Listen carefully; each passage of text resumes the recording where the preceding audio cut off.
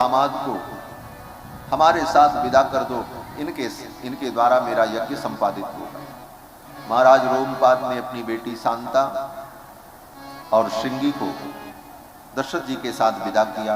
दशरथ जी आदर पूर्वक उन्हें लेकर के अपने यहां आए। विधि भी यही है, यज्ञ के लिए जिन ब्राह्मणों को आमंत्रित किया जाता है, विधि ये है कि उनके यहां जाकर ससम्मान उनका वर्ण करके उन्हें आमंत्रित किया जाए। सामवेद के 8 ब्राह्मणों में तांड नाम का एक ब्राह्मण है, और तांड ब्राह्मण ग्रंथ के प्रारंभ में ऋत्विक वर्ण की ही व्यवस्था का वर्णन वेद भगवान ने किया है कि ऋत्विक का वर्ण करने जाए तो कैसे जाना चाहिए, किन किन वस्तुओं को लेकर के जाना चाहिए, कैसे साष्टांग प्रणिपात करना चाहिए, फिर क्या संकल्प करके उनका वर्ण करना चाहिए। ये सब वर्णन तांड महाब्राह्मण में वेद भगवान ने किया है। तो दशरथ जी महाराज भी विधि पूर्वक जाकर के श्रृंगी महर्षि का वर्ण करते हैं और आदर पूर्वक सपत्नी उन्हें लेकर के आते हैं। ये श्रृंगी महर्षि विभांडक महर्षि के पुत्र हैं, और विभांडक कश्यप महर्षि के पुत्र हैं। ये कश्यप के पौत्र हैं, कश्यप के पुत्र विभांडक और विभांडक के पुत्र श्रृंगी महर्षि। इनके पिताजी इनको नैष्ठिक ब्रह्मचारी बनाना चाहते थे। विभांडक महर्षि ने अपना दिव्य तेज एक मृगी में स्थापित किया, और तत्क्षण उस मृगी ने सुंदर पुत्र को जन्म दिया और उस पुत्र को लेकर के अपनी कुटिया में चले आए। मृगी के पुत्र थे इसलिए इनके सिर में सींग थी, ऐसा कहते थे, इसीलिए इनका नाम श्रृंगी पड़ा। स्वयं पालन पोषण किया विभांडक महर्षि ने अपने पुत्र का, और चाहते थे मैं इसे नैष्ठिक ब्रह्मचारी बनाऊं। लेकिन अंग देश में अकाल पड़ा। अंग देश के ब्राह्मणों ने कहा श्रृंगी ऋषि को बुला करके, हे राजन, आप अपनी बेटी का विवाह इनसे कर दो तो आपके देश का अकाल दूर हो जाए। आप इनको कन्यादान कर दो तो आपके देश का अकाल दूर हो जाए। फिर तो श्रृंगी महर्षि को छल पूर्वक, यत्न पूर्वक गणिकाओं को भेजकर उनके माध्यम से श्रृंगी ऋषि को बुलवाया, और बुला करके महाराज रोमपाद ने अपनी बेटी शांता का विवाह कर दिया। जब शांता जी के साथ उनका विवाह हो गया, अंग देश का अकाल समाप्त हो गया। विभांडक महर्षि को जब पता चला मेरे बेटे को ले जा करके विवाह करके गृहस्थ बना दिया, हम तो उसको महात्मा बनाना चाहते थे। विभांडक महर्षि को बड़ा क्रोध आया, तमतमाते हुए आए, राजा को शाप दे देंगे, राजा का सब कुछ नष्ट हो जाएगा। लेकिन जब देखा अपने पुत्र को सुंदर दूल्हा वेश में, और बगल में नववधू शांता जी, ऐसी सुंदर जोड़ी को देखकर, नव दंपति को देखकर विभांडक महर्षि का क्रोध शांत हो गया। मन में सोचने लगे अब क्या शाप दे, ऐसी सुंदर जोड़ी को तो आशीर्वाद देना चाहिए। अपनी बहू को आशीर्वाद दिया, सौभाग्यवती भव, अपने पुत्र को आशीर्वाद दिया, चिरंजीवी भव, और अपने पुत्र और बहू को आशीर्वाद देकर के लौट आए तपस्या करने। वही श्रृंगी महर्षि हैं। इनको आदर पूर्वक लेकर के अयोध्या आए, और श्रृंगी महर्षि के द्वारा यज्ञ प्रारंभ हुआ। इतनी बड़ी कथा को गोस्वामी तुलसीदास जी महाराज एक पंक्ति में समास शैली में वर्णन करते हैं। श्रृंगी ऋषि वशिष्ठ बुलावा, श्रृंगी ऋषि वशिष्ठ बुलावा, पुत्र काम शुभ जग करावा, पुत्र काम शुभ जग करावा, श्रृंगी ऋषि वशिष्ठ बुलावा, श्रृंगी ऋषि वशिष्ठ बुलावा। श्रृंगी ऋषि को बुलाया गया। श्रृंगी ऋषि सपरिवार आए, और उनके आने के कई दिन बाद यज्ञ शुरू हुआ। आते ही यज्ञ नहीं शुरू हुआ।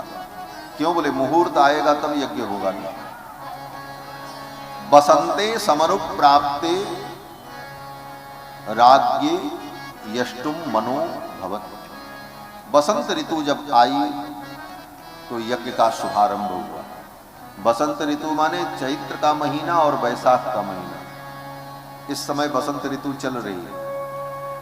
चैत्र और वैशाख ये 2 महीना बसंत ऋतु होता है। बसंत के 2 मास, मधुमास और माधव मास। मधु माने चैत्र, माधव माने वैशाख। बसंत ऋतु में अश्वमेध यज्ञ प्रारंभ हुआ और 1 वर्ष तक चला। 1 वर्ष पूरा हुआ तो अश्वमेध यज्ञ की पूर्णाहुति हुई। पुनः प्राप्ते बसंते तु, पुनः बसंत ऋतु जब आई तो अश्वमेध यज्ञ पूरा हुआ।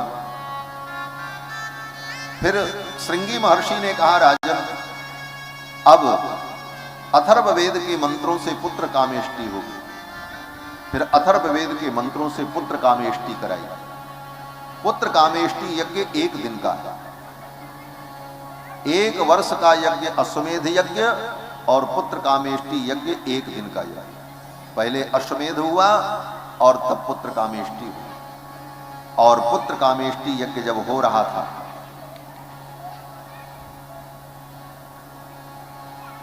इस यज्ञ में अश्वमेध यज्ञ की पूर्णाहुति पर और पुत्र कामेष्टि के अवसर पर दशरथ जी महाराज ने अपने सभी मित्र राजाओं को आमंत्रण देकर के बुलाया। उस समय सबसे पहला निमंत्रण अयोध्या से अगर कहीं गया था तो मिथिला आया था जनक जी के पास। वाल्मीकि रामायण पढ़ लेना। सबसे पहला निमंत्रण दशरथ जी महाराज ने अपने यज्ञ का किसको भेजा? बोले मिथिला नरेश श्री जनक जी को। मिथिलाधिपतिम पूर्वम, सबसे पहले निमंत्रण मिथिलाधिपति को आया। क्यों आया? बोले पूर्वम संबंधिनम ज्ञात्वा। यहां पर यही वाक्य है, पूर्व संबंधी समझकर। अब ये पूर्व संबंधी का 2 अर्थ। एक अर्थ जो सुना सुनाया अर्थ है वो तो ठीक है, अच्छा है, बढ़िया है, प्रामाणिक। वो अर्थ क्या है? बोले जनक जी का जो कुल है वो अयोध्या के राजा इक्ष्वाकु का ही कुल है। दोनों कुल पहले एक ही था, जो पुराणों में लिखा है। इक्ष्वाकु मनु के ही पुत्र महाराज निमि थे और निमि के पुत्र मिथि, जिन्होंने मिथिला बनाई। ये वंश अयोध्या के राजवंश का ही एक शाखा है। और दोनों के पुरोहित वशिष्ठ जी महाराज ही थे। लेकिन महाराज निमि ने यज्ञ करने के लिए वशिष्ठ जी से कहा, हमको यज्ञ करना है। वशिष्ठ जी ने कहा, अभी हम स्वर्ग जा रहे हैं देवराज इंद्र के यज्ञ में, वहां से आएंगे तब आपके यज्ञ का संपादन करा देंगे। निमि महाराज ने सोचा जीवन तो अनित्य है, स्वर्ग के देवताओं का यज्ञ कितने 1000 वर्षों तक चलेगा, तब तक गुरुजी लौट के आएंगे, तब तक हमारा संकल्प, कहीं जीवन पूर्ण हो गया तो संकल्प टूट जाएगा। तो अन्य ब्राह्मणों को बुलाकर, गौतम महर्षि के पुत्र सतानंद जी को बुला करके उन्होंने यज्ञ करा लिया। तो वशिष्ठ जी आए तो वशिष्ठ जी को अपमान लगा कि हम तो पुरोहित थे, हमको पूछा ही नहीं। फिर वहीं से इस कुल के पुरोहित सतानंद जी रहे और वशिष्ठ जी महाराज अयोध्या कुल के पुरोहित हो।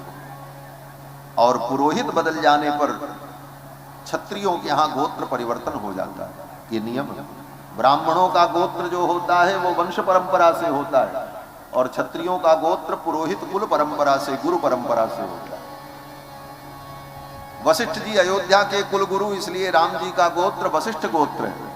अगर कोई पूछे राम जी का गोत्र क्या है तो आप क्या बताएंगे? राम जी का गोत्र वशिष्ठ गोत्र है। दशरथ जी का गोत्र वशिष्ठ गोत्र है। और पहले जनक जी का भी यही गोत्र था, क्योंकि पुरोहित वशिष्ठ जी ही थे। और एक गोत्र में विवाह कैसे होगा? तो गोत्र बदल गया। सतानंद जी का जब वर्ण कर लिया जनक जी ने, तो जनक जी का गोत्र गौतम गोत्र हो गया, क्योंकि गौतम के पुत्र हैं सतानंद जी, अहिल्या के पुत्र हैं, और फिर जनक जी का गौतम गोत्र हो गया। तो ये संबंध अयोध्या का, मिथिला का पूर्व संबंध है। इसलिए दशरथ जी ने पूर्व संबंधिनम ज्ञात्वा, अपने पूर्व संबंध का स्मरण करके मिथिला नरेश जनक को यज्ञ का निमंत्रण भेजा। और सच पूछो तो दशरथ जी महाराज के निमंत्रण को पा करके जब जनक जी आए अयोध्या यज्ञ में सम्मिलित होने के लिए,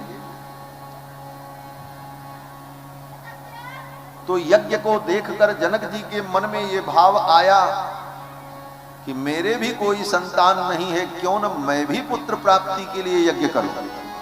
और तभी श्री जनक जी के मन में भी यज्ञ करने की इच्छा उत्पन्न हुई। और यज्ञ के लिए जब वो भूमि का शोधन कर रहे थे जनक जी, तो उसी भूमि शोधन के समय जानकी जी का प्रादुर्भाव हुआ। प्रेरणा अयोध्या से ही मिली जनक जी को संतान प्राप्ति के लिए।